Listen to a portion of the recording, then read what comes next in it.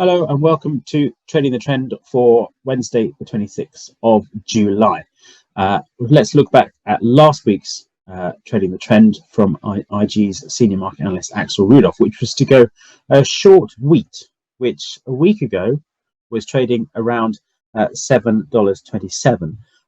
You can see here the trade was to go short around this level as it hit the 200-day moving average. The stop was up above this February high at 807. So we are still somewhere away from that stop, but certainly as you can see the price has moved sharply higher since then, mainly because continuing concerns about that Russia-Ukraine grain deal, which is essentially now completely extinct, really. It looks like the situation can become more serious with Russian attacks on Ukrainian grain infrastructure, which has driven the price higher over the past week and could continue to do so if the situation escalates. So while it hasn't hit our stop yet, it certainly isn't moving yet in our favor. But for the moment, obviously with the stop and the risk management in place, it is still an active trade.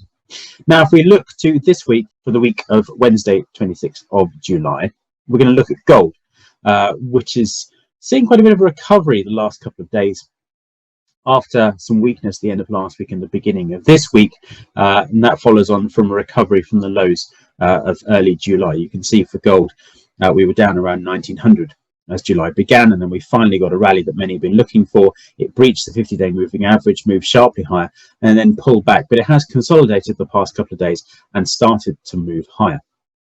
So we look to go long gold for this week's trade, trading the trend, with the expectation that it continues to move higher. So we're going to go long gold. With the stop, we're going to have to put this, give it plenty of room because this is a longer term trade. We're going to put our stop back down at 1900, really, to give it plenty of room. So we could see some volatility around here, especially around the Fed meeting all the earnings we've got over the next week or so. We're going to go long gold with a stop at 1900, and then the target is over the course of time for it to move up towards these highs that we saw in the end of April, beginning of May of this year, up around $2,050 an ounce. So that's trading the trend for Wednesday, the 26th of July. We're going to go long gold with our stop down at 1900 and our target at 2050.